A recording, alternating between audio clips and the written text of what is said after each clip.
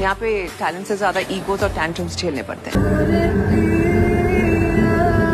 বলিউডে নবাগত হলেও জনপ্রিয়তার তুঙ্গে এখন অভিনেত্রী অনিত পাড্ডা। তার প্রথম ছবি সাইয়ারাই তাকে এনে দিয়েছে ব্যাপক পরিচিতি, কিন্তু সেই খ্যাতির মাঝেই তিনি এখন বিতর্কের কেন্দ্রবিন্দুতে। কারণ একটি পুরনো ভিডিও যেখানে অনিত উর্দু কবিতা লপে আতি হায় দুয়া গানের সুরে গেয়ে শুনিয়েছেন। এই কবিতাটি আসলে মুহাম্মদ ইকবালের লেখা, যা বহু মুসলিম পরিবারের প্রার্থনা সঙ্গীত হিসেবে বিবেচিত।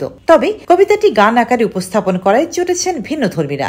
সামাজিক যোগাযোগ মাধ্যমে কেউ লিখেছেন উর্দু কবিতার প্রতি সম্মান নেই অভিনেত্রীর, আবার কেউ কটাক্ষ করেছেন জনপ্রিয়তার শিখরে পৌঁছে অনিত বোধহয় কাণ্ডজ্ঞান হারিয়েছেন। আরো অনেকে বলেছেন গানের ভাড়ারে টান পড়েছে বুঝি, তাই এখন কবিতা গাইছেন। কেউ আবার অভিযোগ তুলেছেন তিনি নাকি ধর্মীয় অনুভূতিতে আঘাত দিয়েছেন। যদিও অনিত পাড্ডা নিয়ে এখনো চুপ, তবে চুপ থাকেনি তার ভক্তরা। তাদের যুক্তি অনিত কাউকে আঘাত করেননি, বরং প্রার্থনার ছোঁয়া ছড়াতে চেয়েছেন। তাদের মতে তিনি কবিতাটিকে গানের সুরে তুলে ধরেছেন শ্রদ্ধার সাথেই। বলিউড অভিষেকের পর থেকেই আলোচনায় থাকাই অভিনেত্রী সাইয়ারা ছবিতে নায়ক আহান পান্ডের সঙ্গে রোমাঞ্চ জমিয়ে দর্শকের নজর কেড়েছেন, কিন্তু এখন সেই সাফল্যের পাশাপাশি বিতর্কও যেন তাকে ঘিরে ধরেছে। তবে এমন অবস্থায় প্রশ্ন উঠছে, সাইয়ারার নায়িকার জনপ্রিয়তা কি এখন তার জন্য আশীর্বাদ নাকি অভিশাপ? রোজিনা রোজি, দেশকাল নিউজ।